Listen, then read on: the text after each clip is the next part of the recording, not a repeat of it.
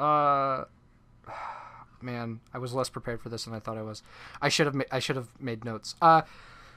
Welcome to another Eddsworld fan movie podcast.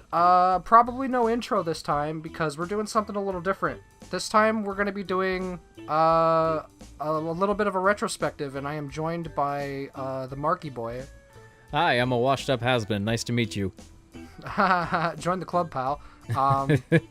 And we're kind of just going to talk about the history of the movie leading up to now and where it's going forward. And there's going to be some real big changes. Yeah, some that most people could probably catch on to at this point.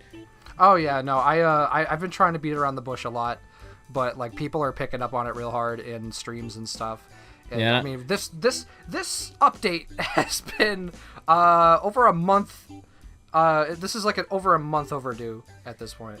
Yeah, because how long has it been since we've had that last talk? Like, has it been a month? It's been a while. We've both been busy boys. I've been getting my day job back, and you've been making videos. Yeah. It's been busy. Shameless plug. Subscribe to my YouTube channel. It's somewhere. I don't know if you'll put it anywhere, but it'll be like a card or something, whatever it's called. Yeah, do that or don't. Up to you. Yeah. I mean, I don't do a lot of Eddsworld stuff, but I do gaming stuff. That's what I've been doing for a while. So if you like that, then you can go over to my channel and watch it, but you don't have to. I won't force you. Yeah, you don't have to do that until he collaborates with me. So yeah, you wait until then. Yeah, then my channel will really start getting views. Oh yeah, or the opposite. Like that Nintendo Drew collab I did last month. Nah, that's not gonna do anything for me. But once I got you on, then that's when I really make it big. That Nintendo Drew collab was pretty good. Thanks. But anyway, we're here to talk about the movie. So, I guess let's go all the way back to, what was it, 2012 when you first conceived the idea? 2013. I was close. Yeah, you were pretty close. So I guess we'll start off with how you came about the idea and like when you asked Ed about it. So go ahead and get us started. Yeah. Oh, let's see. Well, back before you were born, my son. I think the first like hint of an idea came like around 2011-ish. He used to have this Q&A website. He didn't have a website. He had a profile on the website. It was called Formspring, and I was very active on there. I asked him questions like every single day, being the obsessive 14-year-old that I was, and in a way still am now. And one day I just asked him, like, how would you feel about, like, would you ever consider making an Eddsworld movie? Because that would be awesome. And I still have the screenshot from the question. I'll probably send it to you so you can put it up on the screen. I apologize for my terrible 14-year-old grammar, by the way. But I basically asked him, like, would you ever consider doing an Eddsworld movie? And he was just like, I've thought about it, but I like doing the 10-minute episodes a little more. I don't remember exactly what he said, but it was something along those lines. And at that time, because I was still such a dumb, impressionable teenager, I would get really excited by the idea of some of my favorite cartoons or TV shows getting made into movies. So, of course, I wanted Eddsworld to get that same treatment. And then, I think when I got into my sophomore year of high school, that was when Eddsworld Legacy was still slowly but surely finding its footing. And then they mentioned that they were going to do a movie if the Indiegogo raised enough money. I don't remember if it did, but at one point I was just like, well, if Ed never got to make a movie, if Tom's not going to make a movie, then I guess I'll have to find a way to do it. So I remember I thought of a lot of different ideas for what it could be like. Like at one point it was like a musical, or at one point it was like a gangster film like Goodfellas or something. But then when Spaceface came out, these are terrible ideas, by the way, but when Spaceface came out and Commander Bai and his crew accidentally launched themselves out of their ship, I thought, you know what, there is something there. And it sort of tied back to this crazy idea I thought of where the US military got involved in an episode, which I thought would just be probably the most dangerous and wildest thing that could happen. So I found a way to tie all those elements together. I thought, well, wait, when they get ejected from their ship, maybe they can find like a NASA space probe or something, and they can crash into the Earth, and that's how the military gets involved. And then everything just sort of came from there. And I did the stupid thing of telling people on Tumblr that I was going to be making this movie happening. And this was when I was still relatively known in the fan community. This was still when there weren't when like Beginning and the Friend wasn't a thing, when Dead Ringer wasn't a thing. There weren't a whole lot of big Eddsworld related projects back then. And what I was doing with like the fan comics and my other artwork, I was sort of, I don't know, I feel like a lot of people might have put me up on this pedestal of like Eddsworld fandom, which is kind of ridiculous looking back, because my art from like 2011, 2013, it was terrible. But it was kind of a fun time, because I made a lot of great friends, and I was able to actually develop enough of a quote-unquote following to actually get people invested in this idea that I'd thought of. So people like Jonah Good were coming on board to help like with the scripts and producing. And then that's how people like Billy and Trace and Nico came on. Most of these people were no longer on the crew, but they were there from the start. And once I got a crew formed, then everything just kind of went from there. But over the years, things started spiraling out of control. And here we are, and we still haven't recovered. Yeah, so I remember I was introduced to the movie by complete accident. I can't remember how it was, but I found the movie's channel somehow. I think I was on like an Eddsworld kick one year, and I kept going like, these Eddsworld fan videos are garbage. And then I came across the movie channel, and I saw, what was it? I saw one of your guys' updates from forever ago. I think it was the Christmas one, where you were trying to do like the whole rhyming story thing, and I was like, wait, are these guys like working on like an actual thing? Because this kind of looks decently like the style. And I looked more into it, and I saw that you guys were making a movie, and I was like, who is this fucking dweeb?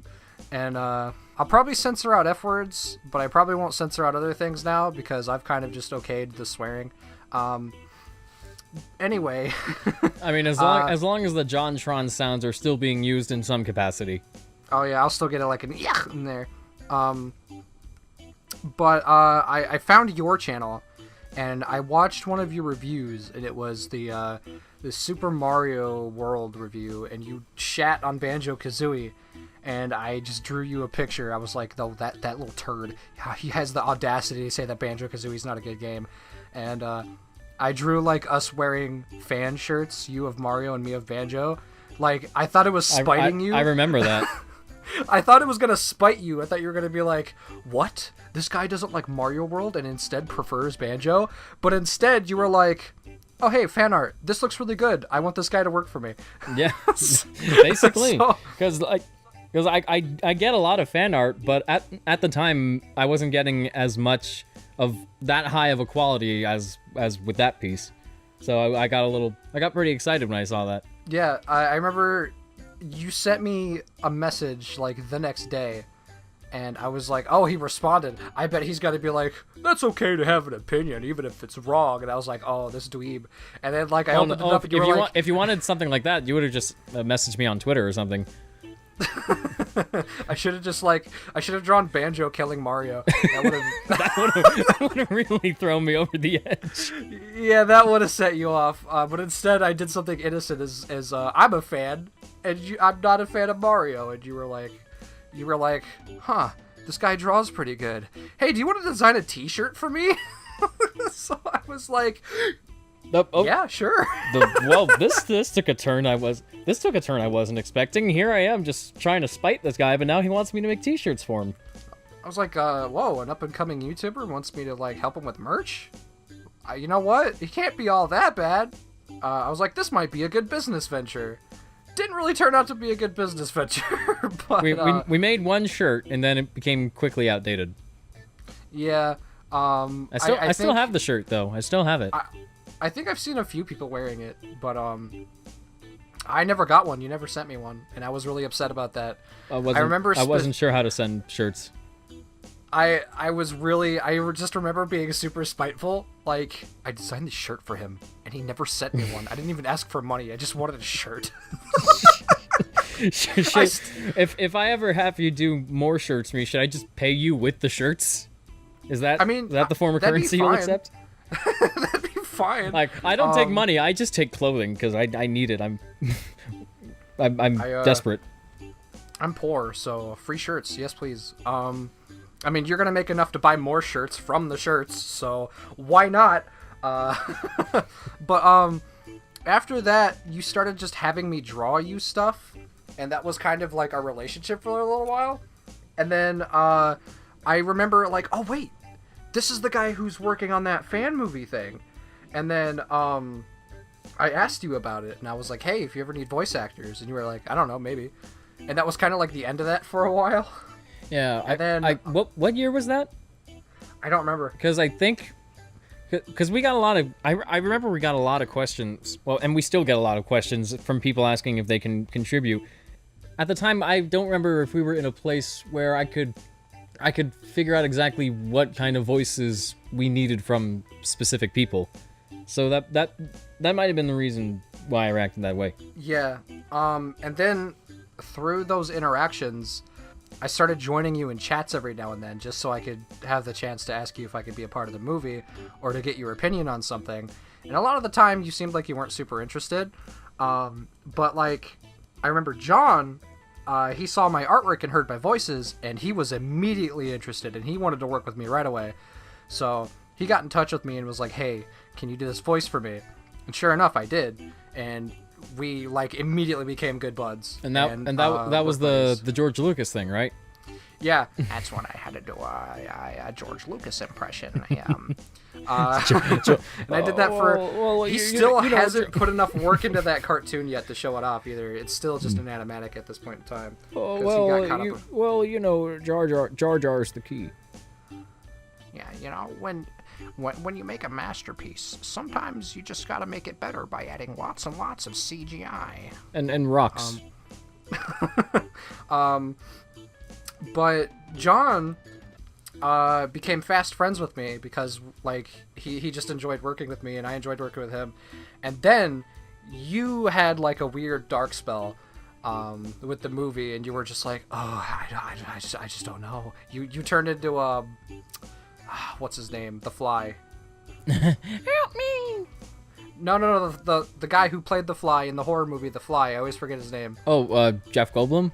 Yeah, you turned into Jeff Goldblum. You're like, I don't know. I just, I doubt myself sometimes, and I gotta take a step back, and I gotta look at things, and sometimes those things just aren't pretty to look at, and I have to take a break, and that's how the world turns. And sometimes I'm not pretty to look at. Yeah, my role is the Fly, But I remember John came to me and he was like, so Mark just made me director of the movie.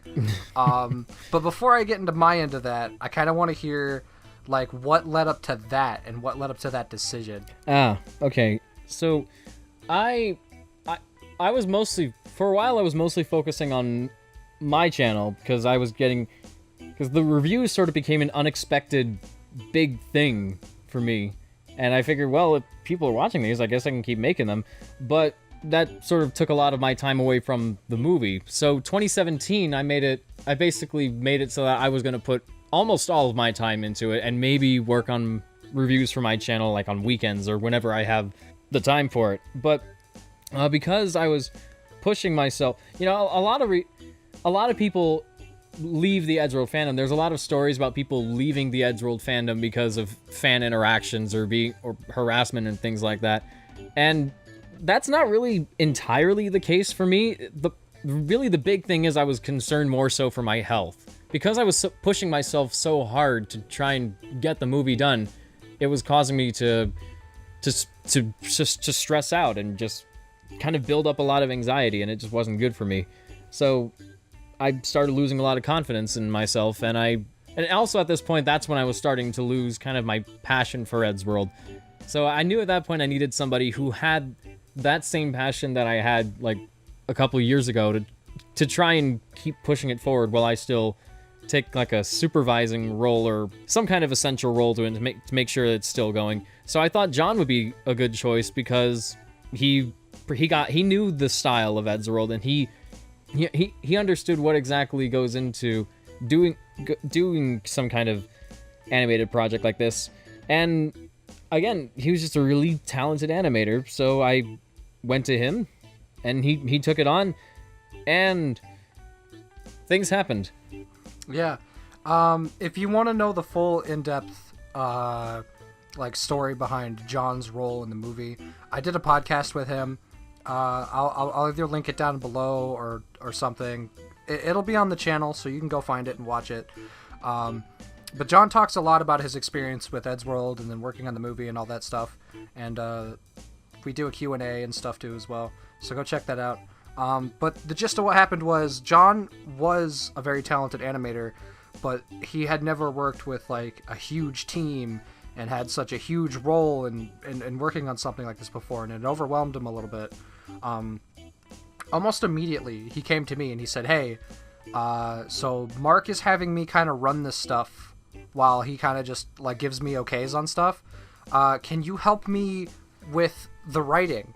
Because I kind of want to make a few changes to the writing. Mark said it was okay, and I need your help with revisions because your cartoon. Because at that time I had showed you my script for the first episode of Spastastic, and it was getting mostly positive reviews from people. Like everyone I showed it to said it was pretty funny, that I shouldn't be worried about my writing, because I've never written anything like that before. But I was also an Eddsworld fanatic, so I analyze cartoons. I should do a review channel, man. I should, because I analyze these things so meticulously. You could be the next Rebel Taxi. Rebel Taxi? Nah, that's not my style. I like his stuff. It's okay, but it's not my style. It'd probably be more akin to like, I don't know, like JonTron or what you do or something like that. So he was like, help me write this thing because you write good and are funny. So we went into it and we were making changes, and when we would write stuff out, we'd have to send everything to you for the okay, and then you would start to question it, like, oh, well, I wrote this in, it's good, why are you changing it? And I would have to do this first with John before the change would happen, and then with you before the change was okayed, where I'd have to say, alright, well, in the sense of this joke, this is funny, and this isn't funny, and this kind of breaks this formula, and this event happening afterwards doesn't flow well with this, or something like that, because, I mean, you know what I'm talking about, because I did it with you dozens of times, and this is why I became director. Yeah, and the writing, that was kind of, it's interesting for me looking back on that, because of my mentality on not just writing Eddsworld specifically, but just writing in general, how much my mentality has changed. Because, and we've talked about this before, I wanted it to, when I was writing it initially, I wanted it to feel as much like an Eddsworld episode as possible while still feeling like a movie. But looking back, I feel like I tried too hard to make it so much like a movie. I feel like it was really a saving grace when you started writing for the movie, because you really helped kind of clear my head and just grab me by the shoulders and show me what it is that was wrong and how. Oh, sorry, microphone. Yeah. So we had to have the same talk. We had to have the same talk like I think 2 or 3 times before, because you understood, but then you had to like process it. And then you got distracted by other stuff, and then when you came back to it, you started questioning it again. So I had to have the same talk with you like 2 or 3 times, but I think by the 3rd time, I had finally like hammered that nail all the way in, and you were like, "Oh." I blame the ADD. No, I deal with ADD/ADHD/ADOS. So /5SOS. And if you don't know what ADOS is, it's attention deficit. Ooh, shiny. But you know what? How do we both end up with that same disorder. I think it all happened when. Hold on. All right, but let's get back on top. Oh, I have to pee. Damn it. It's really hit us hard now. And everybody watching this is like, get to the point, God. All right, time for pee break.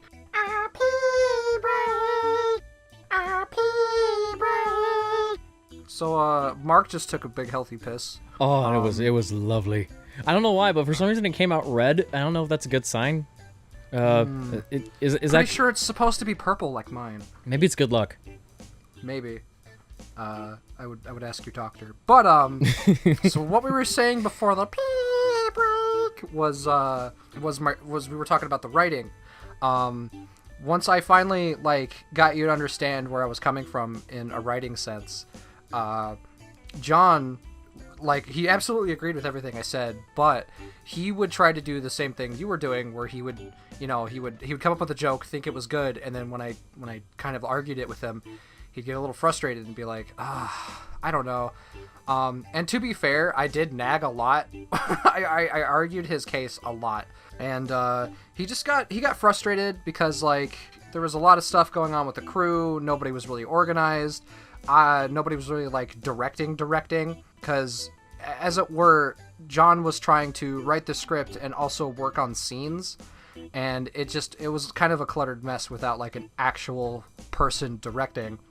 So it got to the point where John was just like, all right, well, I don't want to do this. And you were just like, all right, well, you seem to know what the fuck you're doing. Do you want to just direct this stuff? And I was like, all right. And I'm glad that happened. Because now I've been able to bring in more crew members to help work on stuff quickly. Writing has been going smoothly. Things are way more organized. We've been actually putting content on the channel regularly, and it's been going pretty smoothly. Yeah, and I'm glad that when we made the transition from John to you, I'm glad that it went so smoothly. Yeah, it was a little scary. It was a bit scary, but a lot of these things tend to go one way or the other. But I'm glad that it turned out so well. Yeah, I feel bad for John because a lot of it so much of it just overwhelmed him. He's no longer affiliating himself with the movie because of it, which is a huge loss. We miss you, John. Love you, smooches. But he's still a friend of the movie, and he's still providing his voice as John because I refuse to let him go. By the way, watch Michael and James. It's really good. Oh, hell yeah. No, we plugged the hell out of Michael and James while we were doing his podcast. I can plug my stuff, but I can also get away with plugging other people's stuff. Hell yeah. That makes it justified. Yeah. I don't plug my stuff because I don't really make anything yet. I just do my YTPMVs. You can go watch those if you want to, I guess. I don't care. Nostalgia-vania! Oh yeah, I do Let's Plays. We've been on a hiatus for a little while. Who was that guy? Who was that guy, by the way? There was just some guy back there screaming Nostalgia-vania. Don't judge me! Alright, fine, jeez. I need to get him a home or something. Get a security system. Keep that bugger out. But now we're in a completely new phase. The movie's been in, I guess, in the works since 2013. So it's been 6 years. Yeah.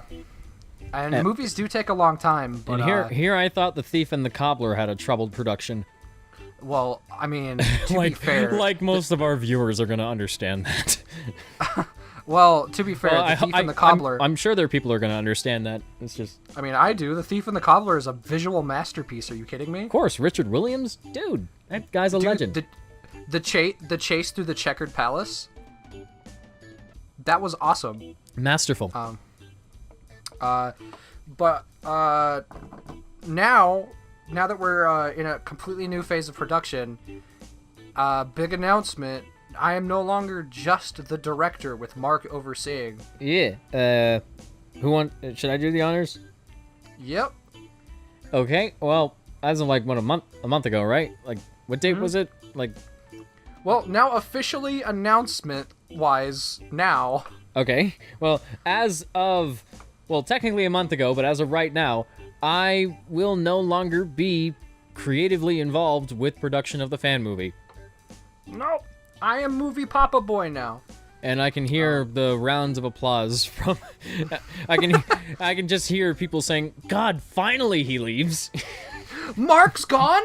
The movie's gonna finally be made. And yeah, no, the movie is ever since I took over, we made a bunch of progress on the movie. Sadly, we are starting over. Yeah, and that's from the script process. That's been. I feel like that's sort of become an in-joke among us now, because we're just changing out the directors and rewriting the script so many times. Oh yeah, no, that's an in-joke with the movie fans now. It's like, so when's the new director coming in? Eddsworld Fan Movie 2014, right? You know, it's funny. It's funny, actually. I think Taika Waititi is coming in next week. What? I think we're getting him to direct next week. Oh, no. That's not up to you anymore. I don't know why, but he's just coming off of Thor 4, Electric Boogaloo, and now for some reason he wants to come do this. Well, too bad, because Papa Pippi's in charge, and what I say goes. Sorry, Taika Waititi. I guess you're not cut out for this. Sucks to be you.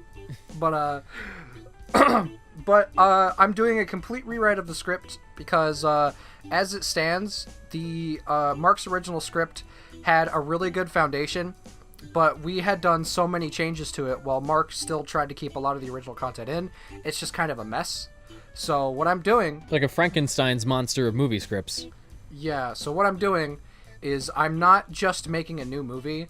I'm taking the original script and I'm rewriting that script to be more coherent and straightforward, understandable, less like mumbled garbage in it.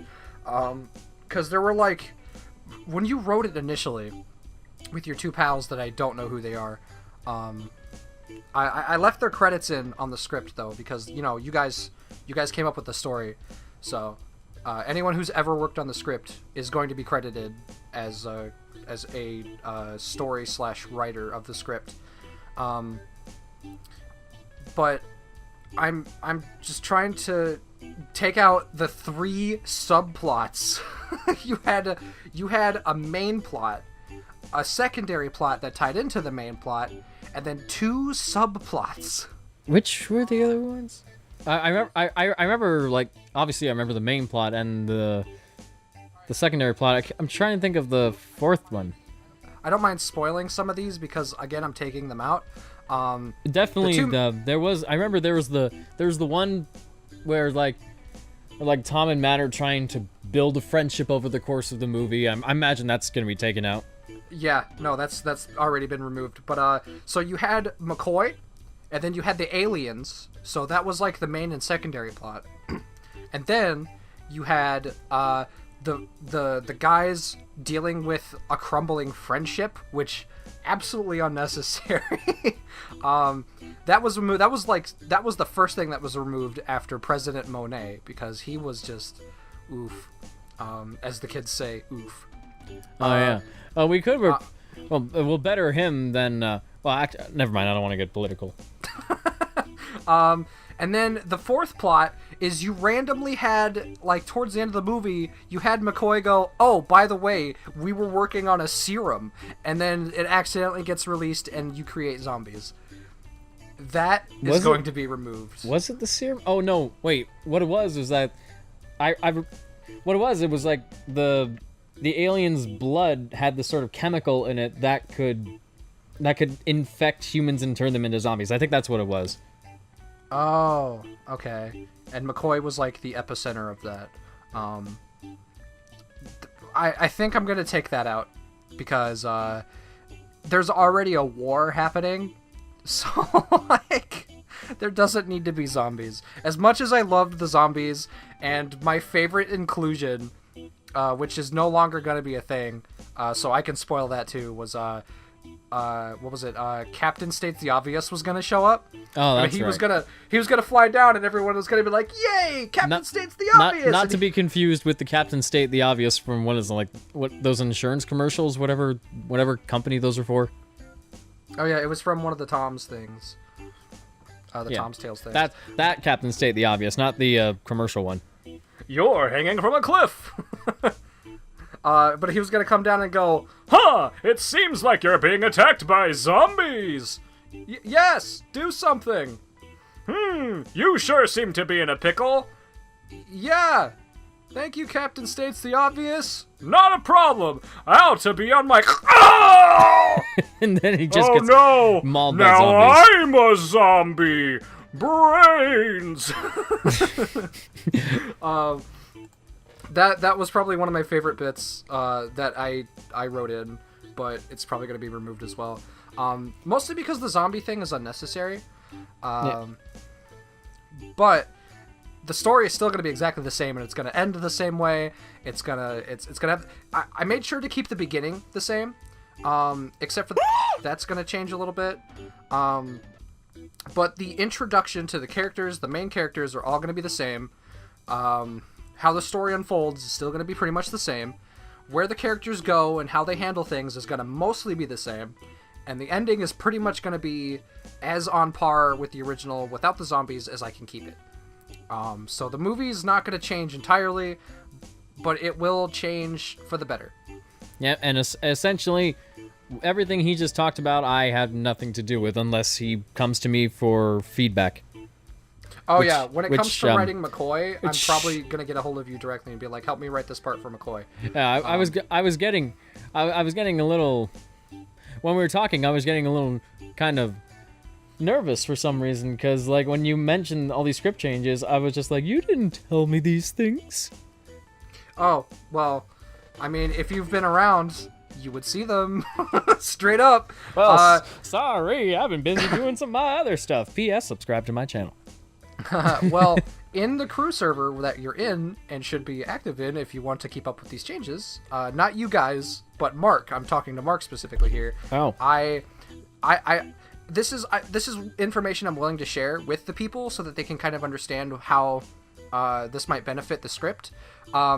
So now, whenever I do writing sessions for the script, I post the script and I let everybody in the crew join if they want to. So anyone who's around when I start writing can join in and offer feedback and see where the script is going and offer suggestions, what they like, what they don't like, and I can get instant feedback. The crew is all entirely involved, and the movie can be played out in a way where everyone is happy with it. So it's not just me writing the script. It's me writing the script, and the entire crew is helping. Right. So, if you're unaware of any of the changes, that's your own fault for not showing up, you big old stink. Well, I promise you that starting tomorrow, I will start looking at the script. Oh wait, I have a video to work on. Whenever. No, I'm sorry not to be selfish. It really is my own fault for just keeping myself so busy. But honestly, that's kind of an addiction that I've developed now. Because now that I'm not really directly involved in the movie, I'm just kind of finding other things to pass the time, and I'm most of that's the YouTube channel. P.S. Subscribe to my channel, and there's also like this other series that I'm developing, and I have this short planned for it. I'm recording with actors, and my life is a mess. Oh man, you're talking about Anytown, right? Yeah. I've given you writing advice on that shit too. I've actually, can I just say this right now? I don't know if I've told you, but I've kind of felt a little uncomfortable directly mentioning Anytown on fan movie channel videos, because I don't know why. I guess if I say anything in the wrong way, it would almost kind of feel like a shameless self-promotion. But when has that ever stopped me subscribe to my channel? Mr. Subscribe to my channel. Yeah, I was just saying, when has that ever stopped me? P.S. Subscribe to my channel. Well, then me saying it is me plugging it, so you don't have to feel that shame. So, go dildong yourself with a cactus, you big old stink. What does it mean to dildong myself? You'll find out. But no, cause you've invited me to work on Anytown a couple of times, and each time it's been, I don't know how to phrase it without sounding mean, but every time you've invited me to do something for Anytown, I've kind of overdone it, and kind of been too good at whatever I was doing, and I think I've just kind of made you go, oh, he's too good. I don't. Oh. Honestly, I just haven't come back to you with anything because I don't really have a set plan. I remember you wanted me to be your art director, but I couldn't draw at at your level. Basically, I couldn't. But then you drew one of my characters sexier than I did. Yeah, no, I drew your characters. I basically Paul Tervorted you, and you were like, no, you can't do that. Did it? Ow.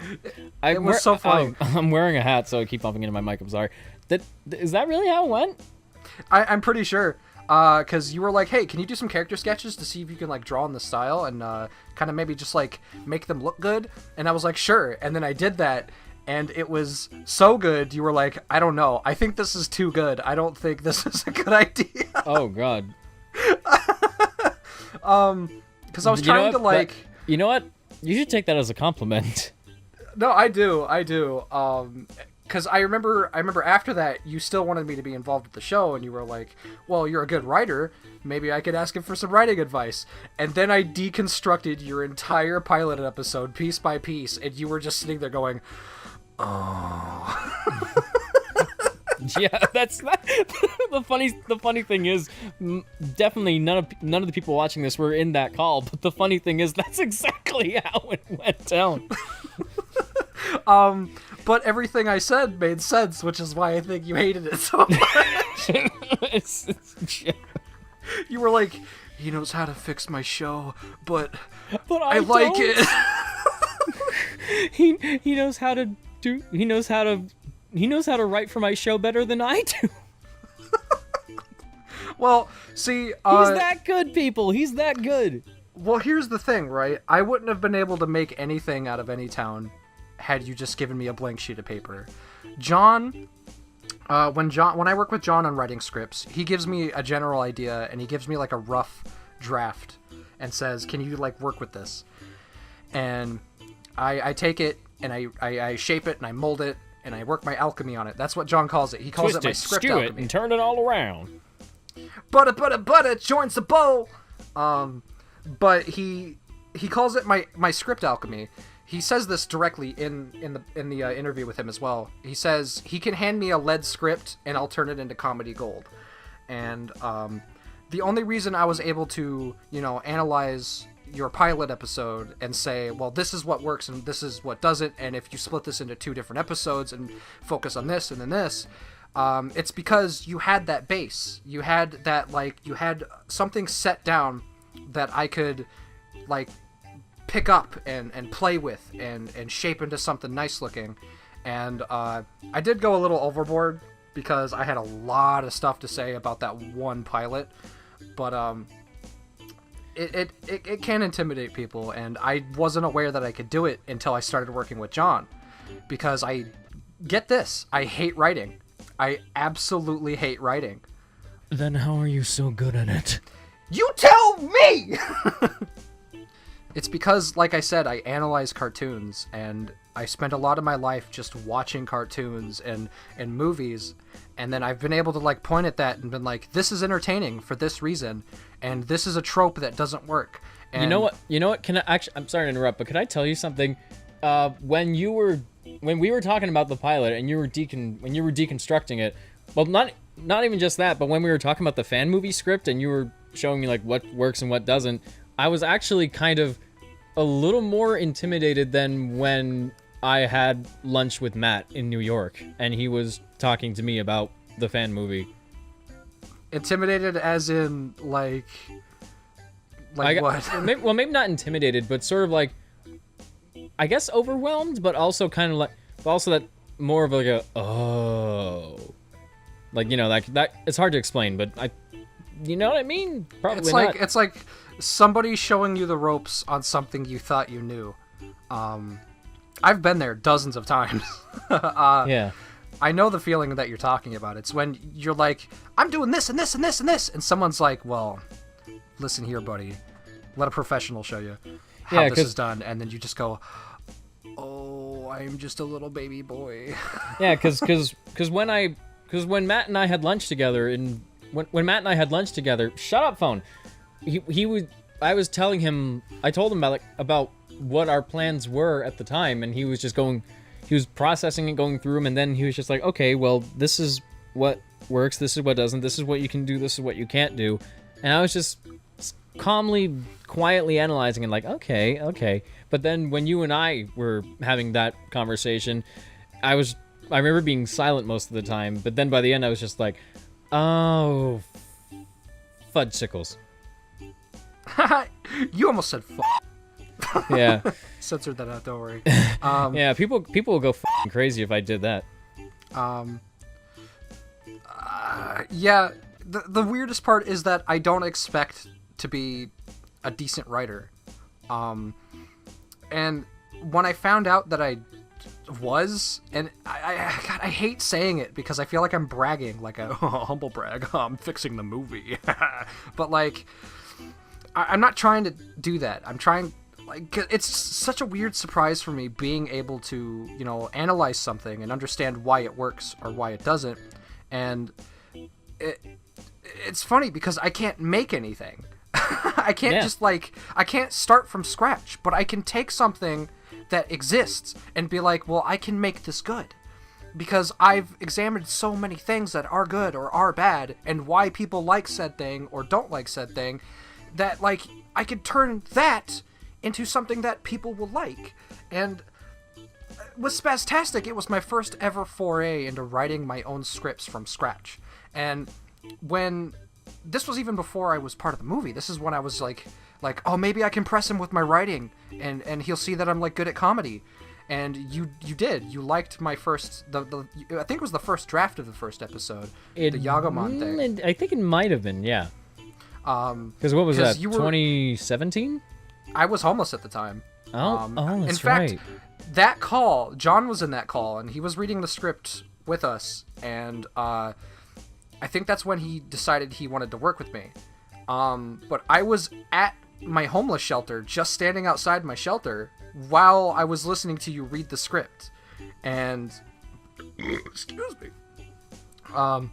And when you were reading it and laughing at the jokes, and then when you were done and you went, ha, that's actually pretty funny, I'd like to see that, I was just like, oh, yay! Senpai noticed me! Yeah, it was really cool looking up to you, having someone, because I looked up to you. You were like doing reviews, and you were making the Eddsworld fan movie, and you were doing all this cool shit, and I was like, I want to be doing that stuff. And now I am. And now it's just like, and now nobody looks up to me. Well, it's more or less like the student has become the master, and it's not even that. It's just more like I didn't realize I was good at any of the stuff I was doing until, somebody worth telling me something said anything. And it was just so weird because I had never like put 100% of myself into anything until Spastastic, because I was just like, half of it was I wanted to make the show for years, since high school, and then the other half was like, I need to impress somebody. I want this show to be made. I want to be seen as like a competent writer / comedian / cartoonist. And I got that acknowledgement, and not just from you, but from a bunch of people. And John even was like, hey, if you ever like want my help working on this, I would love to help you work on this. And he did. He like gave me ideas for episode 2, and it was just so crazy. And that's kind of one of the things that I like to take away from the fan movie, just the opportunity to work with so many different people and watch them develop over the course of so many years. Because Billy, he was one of the first real animators that we hired for the crew, and he was like, what, 15, 14 when we first met. He was a fan of my work when Jonah and I hired him, and now, like, throughout these years, he and I got to work on the show together with the end part 1 and 2, and now he's a Turbo Punch boy. Now he's doing stuff for like Asdev movie and Crash Doom, and that's. I'm a proud papa just watching him grow. That's really cool to me to see him go from like those fan animations from like 2013 to now doing actual professional animation work. Billy, you're awesome. If you're watching this, we love you. Oh, Billy. Subscribe to his channel. Hey, Billy, you so fine, you blow my head, Billy. There's a somewhat new Billy's Toon Times episode. I say somewhat new because it's been out for like a month or two, I think. But there's a new episode. I'm in it. I play a pirate. The audio quality is terrible because I recorded it like 7 years ago. But still, watch it. It's awesome. Oh yeah, that episode. It was written so long ago that it just felt like a new episode of the same old show, and it was so bizarre. Yeah, it was really weird. Like, you ever see that Curb Your Enthusiasm episode where they do the Seinfeld reunion? Never seen the show. Well, it basically felt like that. Like, it felt like nothing had changed, but it was cool. It was so cool to see, but also kind of weird, cause it's like you're stuck in a time warp.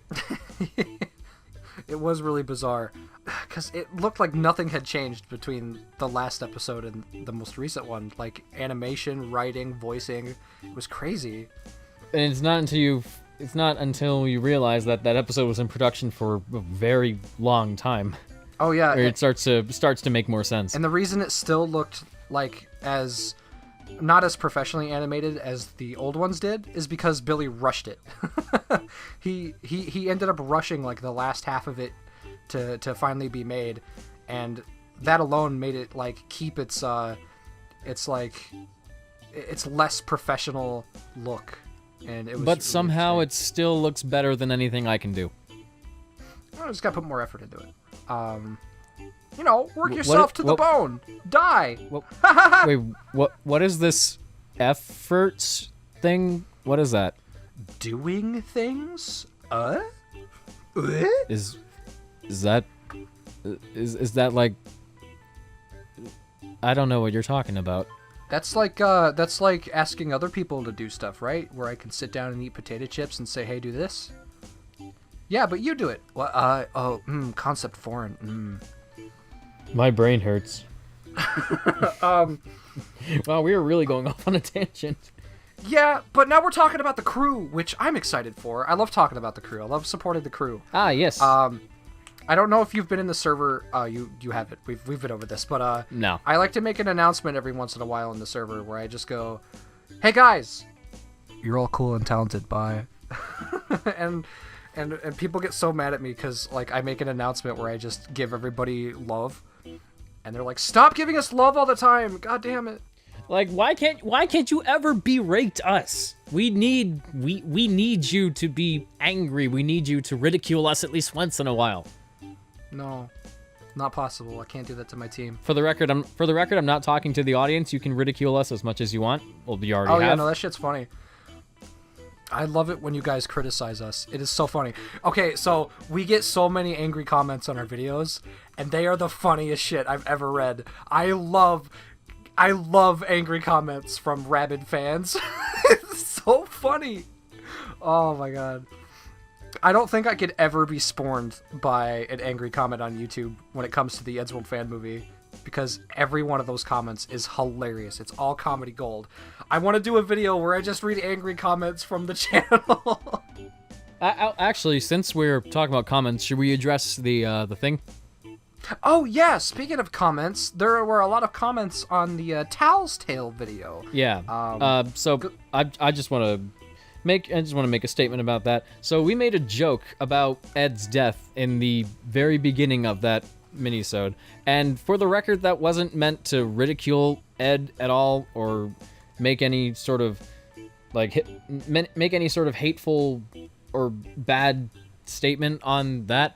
It was really just, the joke was supposed to be that because Tom's Tales of Crazy lightly touched on Ed's death, the joke was supposed to be that, like, you were thinking we were gonna sort of do the same thing, but then it's like, this happened, and then this happened, and then he died. That was supposed to be the joke, but I didn't realize that it was gonna come off in a way distaste. that in distaste. I didn't realize it was gonna come off like that, and for that, I sincerely apologize. That was not the intent, and I'm sorry that it seemed that way.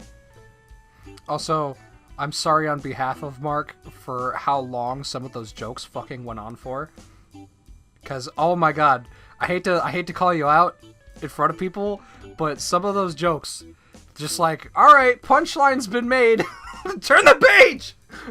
I also want to apologize for the image of a close-up of stepping on a Lego brick. I understand that brings back a lot of painful memories for a lot of people. I'm also sorry to Tal because I remember I think Tal also wrote some of those jokes. So I'm sorry, Tal, if that upset you at all. Yeah, well, we basically wrote the whole thing together, so I'll take half of the blame. Well, you guys wrote that like forever ago too, didn't you? Yeah, it was like, oh god, what was it, like, I want to say 4 or 5 years ago, and we've been stuck on that for so long, and the only reason why I did it was because I just really wanted to put it out because I thought it was funny. Parts of it are. Well, let me see if you're interested in. I might have pitched this to you in the past, but this might be common knowledge by this point, so I don't feel too weary about like saying it. But I'm working on an Asdiff parody in kind of the same vein as Tal's Tales. I wanted to see if maybe you'd want to help work on it. You know, yeah, why not? But I'll try not to drag out the punchlines too long. Well, I've already written a few of them, so you can kind of see what the humor is like. But so all right, as an example, one of the bits is called I don't know what the bit is called. It used to be called The Game, but like not a lot of people know what The Game is. So, and if you do, I'm sorry, you just lost the game. But I've changed it, so now it's like I wish I had the audio file to just play for you here, but I don't. Come on, buddy. You can tell me your secret. We're best friends, right? You can tell me anything. I don't know, Carl. This one's pretty bad. Oh, come on, buddy. Come on, buddy. Come on. Oh, okay. I'll tell you. If I say the word scrumbulous, everyone around me dies. Why would you say it out loud?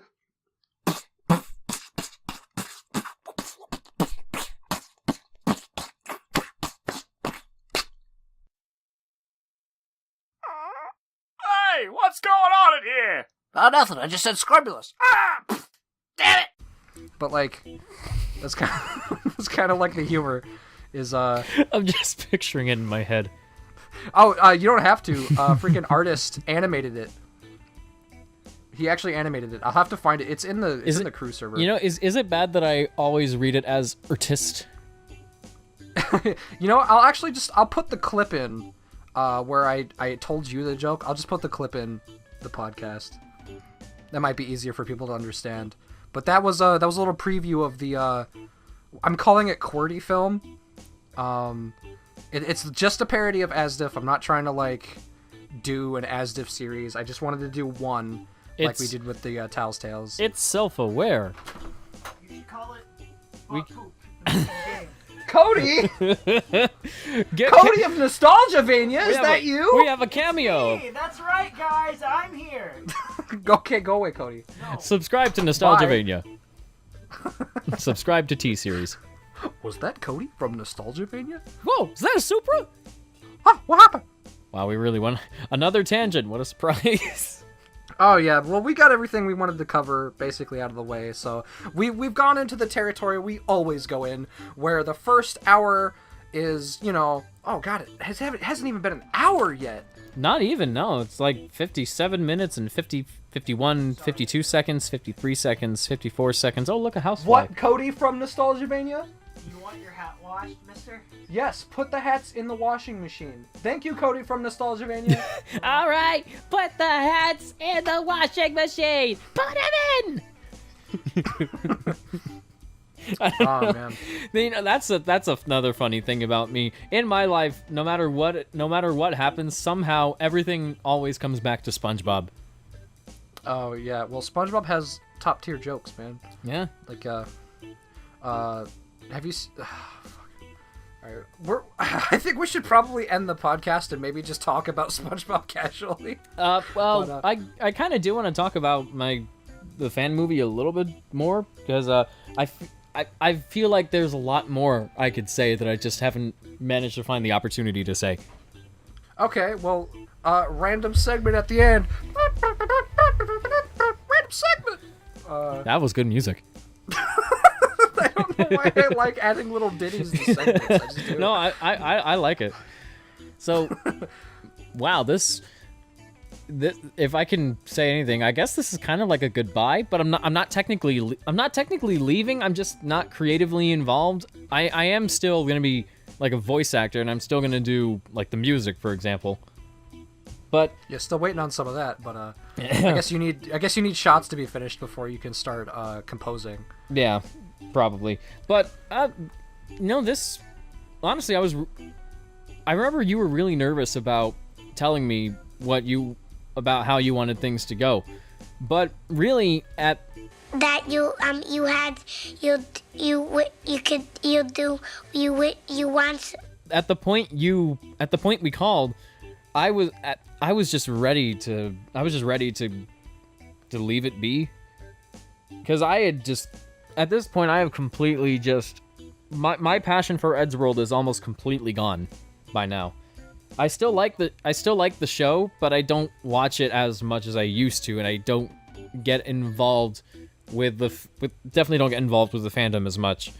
And there are a lot of factors. The movie being physically and emotionally draining, and like just sort of cringing at a lot of my old stuff, and it's just I just don't want to be a huge part of it anymore. I mean, what was I gonna? You probably know what.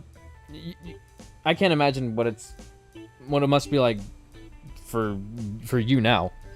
Well, see, I can understand where you're coming from, because I've seen the fandom. I've seen the darkest, deepest pits of the Eddsworld fandom. The goopiest, nastiest, scariest, uncomfortable, just horrifyingly nightmarish, darkest ends. I have a lot of friends. I've made a lot of friends with newer Eddsworld fans who are really, really, really nice.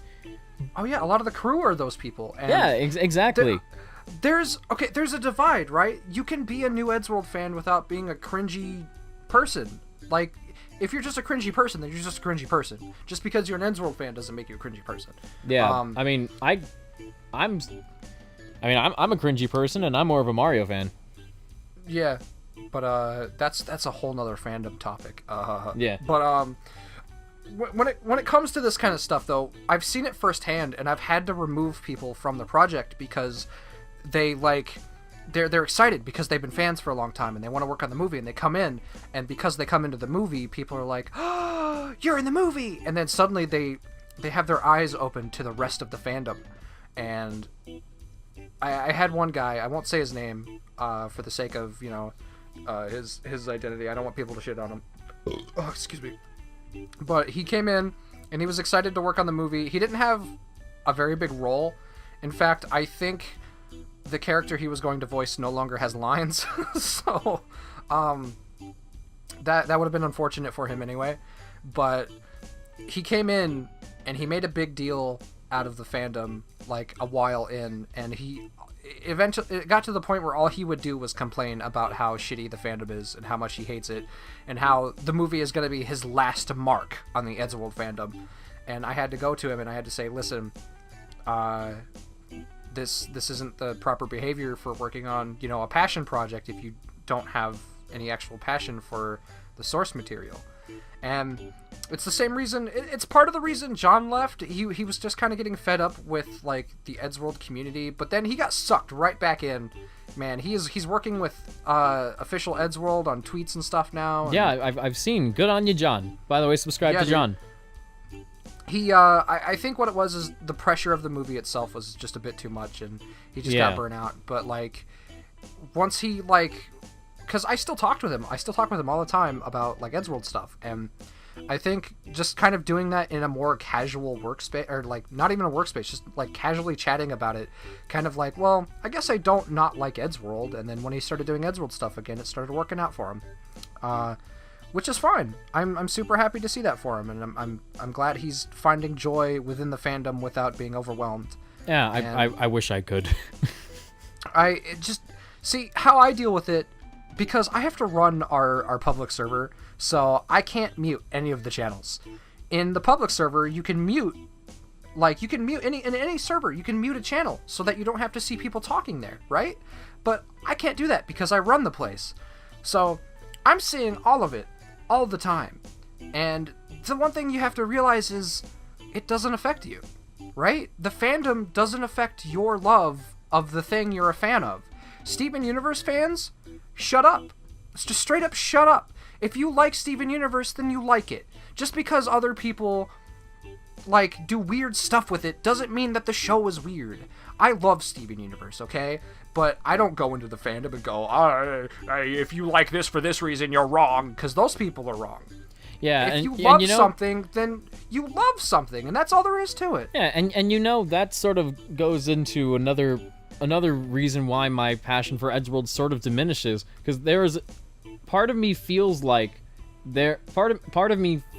feels like if I try to do something again, I'm just gonna get punished for it, and I'm gonna get ridiculed for it. And I don't think so. It's sort of scared. I guess because it's sort of it just kind of scares me, and I know that's not I know that probably won't be the case, but because of interactions I've had with certain fans in the past, it's just sort of scared me off from really making a big deal out of my work with the show and with the movie. I can understand it, but again, in the end, those are just, rabid fans. That's the whole reason I was going to make that one short we were going to do, which is even more so accurate at this point. Oh, yes. I still feel like we should make that short at some point. Yeah. But, and for the record, I'm not trying to antagonize the entire fandom, because like I brought up before, I've made friends with a bunch of people who are just getting into the show for the first time, and even though I've been a fan for longer, I could still share my passion with them, even though they come from a different era. But it's just the experiences that I've had have not always have been both positive and negative. And sadly, the negative ones, they don't affect me anymore. They don't affect me that badly. But what's done is done, and it's just I need to get away. I just need to get away. And that's understandable. And just when it comes to being in the fandom, just keep in mind that you like Eddsworld for the reasons that you like it. Other people like it for the other reasons they like it. And everyone will express their love for something in their own way. If you don't like something that somebody's doing with something you're a fan of, there's nothing you can do about it. That's just how they feel. So if you don't like it, ignore it. And I also kind of feel I feel like because I was such a public figure in the fandom for a while, I guess it caused me to develop some kind of paranoia where it seemed like no matter what it was I tried to post, like there would be, I don't know what a word is, there would be some kind of backlash, or whatever I say would get some kind of backlash. And I try to keep a calm, I try to keep a level-headed, calm perspective on things, and I try to be a nice person. But with the internet, people have their own ideas and their own perceptions of their own standards of perfection. And if you're a public figure, you're a content creator, if you try too hard to meet other people's standards, then it's just going to wear you down. It's just going to make things worse for you. So in a way, this has been a really good learning experience for me in developing more confidence in my own work, because nowadays I don't worry about how other people perceive me in a negative way. I don't try to come up with ideas or make videos that specifically pander to a small group of people. I just do what I do because I want to do it. And that's the way it is now. Yeah, man. That's how everyone should feel. You should never be put down by other people just because they don't like what you do. Mm-hmm. The true cringy people in the fandom are the ones who put others down because they don't like what they're doing. Yeah. And the ones that follow Sin's World. Remember, guys, if you put anyone down for what they like, then you are the cringe. If you put anyone down for liking Sin's World or Tom X Tord, then that's totally fine. No, Tom has come straight out and said he doesn't like that stuff. So yeah, but and I don't like talking about ships, but like in streams it gets too much sometimes, and I've had to enact a rule where if you talk about ships, there's a likelihood you'll get banned because it starts arguments. Especially Tom Tord. Tom Tord starts so many arguments, and I just hate seeing people get so mad over something so arbitrary. Yeah, and now that you mention it, I sort of regret bringing it up at all. Yeah, I'm sorry. Well, just a heads up. Please don't talk about ships in streams because I just don't want arguments. It's not because I don't support please what be you do. civil. Yep. Again, like I said, I don't put anyone down for the way they enjoy the show. I just don't want to start arguments. And shipping starts arguments real fast. And I know I joked about Sin's World and Tom X Tord, but the way I really feel about it is if you want to express your love for anything in your own way, do it. Don't listen to what anybody else says. Just do your own thing. If it's what you love to do, then do it. And I joked about Sin's World and Tom Tord, but I really don't care, because if it's what people are into, then that's their thing. Yeah, just don't shove it down other people's throats. Yeah. Enjoy things of your own volition, and don't put anyone else down if they like things for different reasons. That's just a big message for today. Mark and Pip's big learning lesson. Do do do do. There I go doing that's jingles again. That's more good music. We got to get this stuff on Spotify. And now track 7.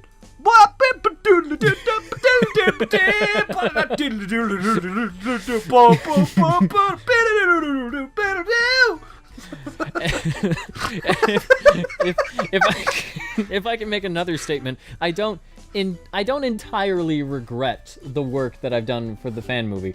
I don't entirely, because there are some things that I wish I hadn't done, like the Ice Bucket Challenge, because that was kind of a mistake.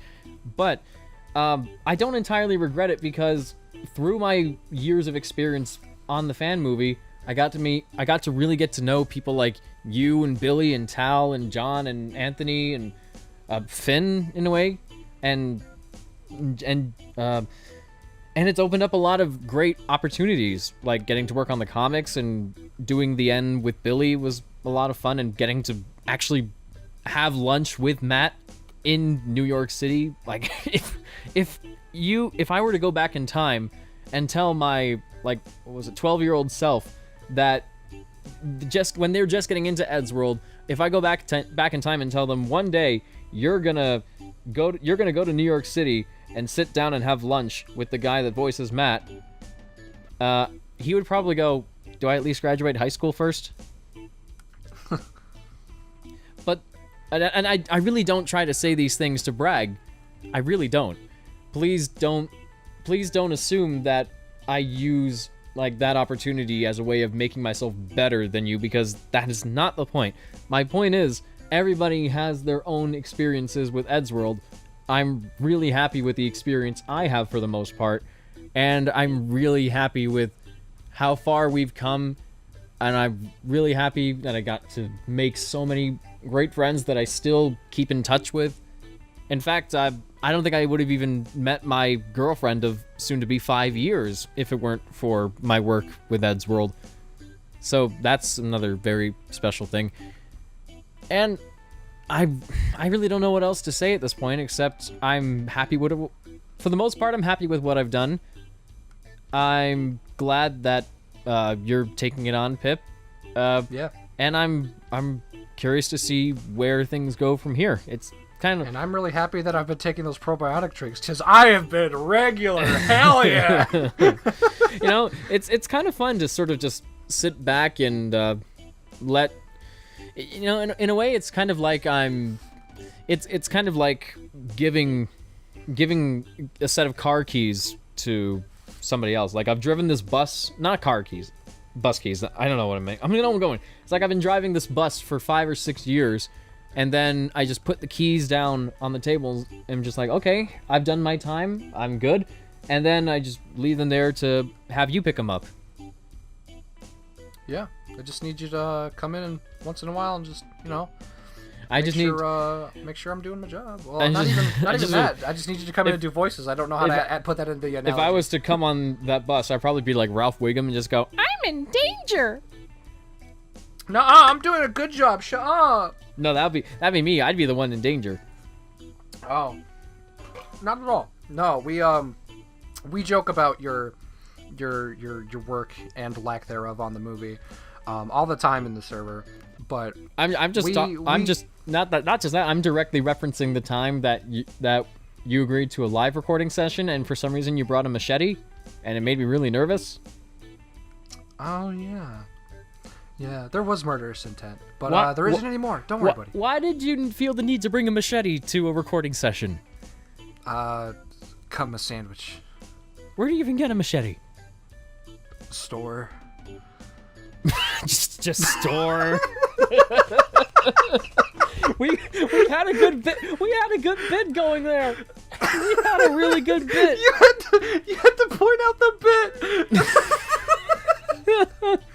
I don't realize things I'm saying are funny until someone else laughs at them. I said I said something really funny today, and I just said words because I do that sometimes. I just say words. We had a good bit going. Earlier today, I said I was trying to like cook hot dogs, and Cody came up to me and he was bugging me while I was cooking. So I turned to him and I went, "My zesty butthole needs to be played with. Buy me a Dilden." You lost it. Welcome to the Eddsworld fan movie. Yeah. No, that you should put that line in the movie somewhere, or that should be like the advertising slogan. It's like the Eddsworld fan movie. My zesty butthole needs to be played with. Buy me a Dilden. Can we get Kevin to record a line? Can we get Kevin to record that as General McCoy and just send? Dude, Kevin loves doing voice acting lines in general. I'm sure if I told him to say something stupid like that, he'd be all for it. And we just send it to like random lucky Eddsworld fans and just be like, we got a secret message from General McCoy. My zesty butthole. You can't even say it.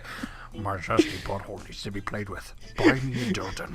My zesty butthole needs to be played with. You can see how seriously we take ourselves. I don't. That's the great part about writing for Eddsworld, right? Is on top of trying to make this like, you know, a decent movie, I'm also just writing Eddsworld, so I get to be as stupid with it as I want now. And when I thought about it, because we had that discussion earlier about how we were both writing the movie differently, I kind of realized that writing this movie like a movie is probably the worst idea. So what I'm trying to do is I'm trying to make it an extended Eddsworld episode in the format of a movie. And so far, the beginning of the script kind of works out in that favor. So it's gonna be good. I feel like it's gonna be good. I don't think it's gonna be perfect or brilliant or, you know, top tier or anything, and it's not gonna have like a high production value, but our team, oh god, I just want to gush about the crew again because I love the crew. Everybody on the crew is so cool and respectful to each other and talented, and they're always just like egging each other on to just do better all the time, and everyone is just so happy to work with each other. I love our crew. I have such a good time just popping in there and chatting with people. My zesty butthole. My zesty butthole needs to be played with. Buy me a Dilden. Now we're just going back to. Can we do a video where we just read random Eddsworld amino bios? Because that was hilarious the first time. Dude, we should totally do that. I don't have Amino anymore, and I don't plan to ever do any partnered videos with Amino ever again, sadly. But not sadly for me, because I hate them. But Amino, if you're watching, we can do sponsored videos on my channel. Subscribe to my channel, by the way. Amino, Mark loves you, so do Amino videos from Mark, because Mark has a small fan base, and I'm sure it'll be worth it. Small but dedicated. Well, yeah. Well, small but girthy. I'm sorry that I don't like you, Amino. I'm sorry it couldn't work out. It's not you. It's you. It's not about the size. It's about girth. It's about, making a good website app. I hate Amino. I hate them. I don't hate the people at Amino working on the app. I just hate the app. It's garbage. I hate it. Yeah, I find myself using it less and less, but I love the people. Yeah, no, it's the same fandom. It's the same people in the fandom. They're just, it's on a different platform that just isn't as good. Yeah. Amino might start becoming a larger platform though, because apparently Twitter's falling apart. So. Oh yeah, that's a thing. Because Tumblr got rid of all their trash, and instead of taking it to the dump, they just dumped it all on Twitter. Yeah, which is basically the dump already in terms of the internet websites. Oh, Twitter used to be good. It was the only website I liked, and now it's just getting hard. So there's like nowhere to go. There's nowhere for me to go. I don't really have any solid opinions on any websites. I just look at them as things that have functions. Well, I'm very active because I like to, I like to keep myself relevant. I like to stay active with people and with fans, whether it be for my stuff or for the Eddsworld fan movie. But while we're here, I just want to say, YouTube, seriously, get your shit together. Please, YouTube, please. I don't know if I told you this story, but apparently, do you know this channel, Fact Fiend with Carl Smallwood? I think I told you about it before. But Smallwood. Yeah, they joke about that. But they're a fact channel, obviously, and they did a video about this time in the 80s when Mattel accidentally made a Ken doll gay, and apparently for some people in America, they were getting like anti-gay religious group ads before the video.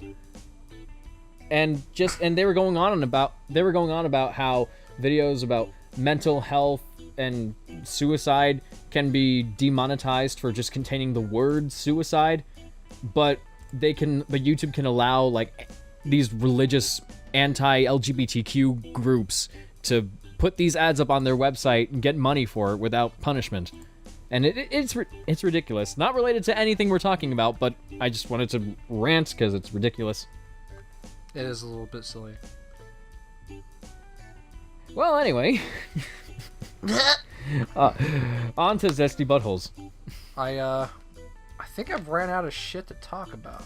Yeah, I think I have too, but just one last time I want to express my gratitude to everybody I've ever worked with on the fan movie, whether on the crew or not.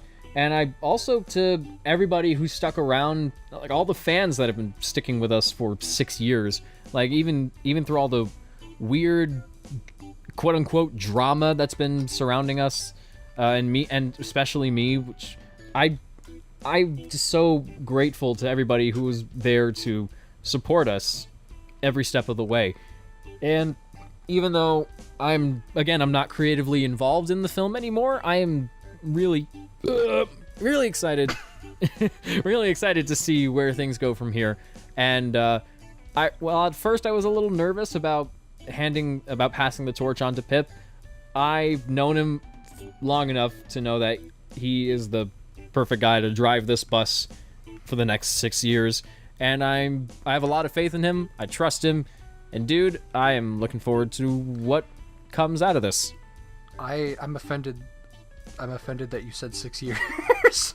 Because if all goes right, we'll probably get this movie out in about a year. Two at the most, depending on schedules. As long as we can get it done by 2014, we should be good. Oh, yeah. Eddsworld Movie 10, coming in 2014. God, that was so stupid.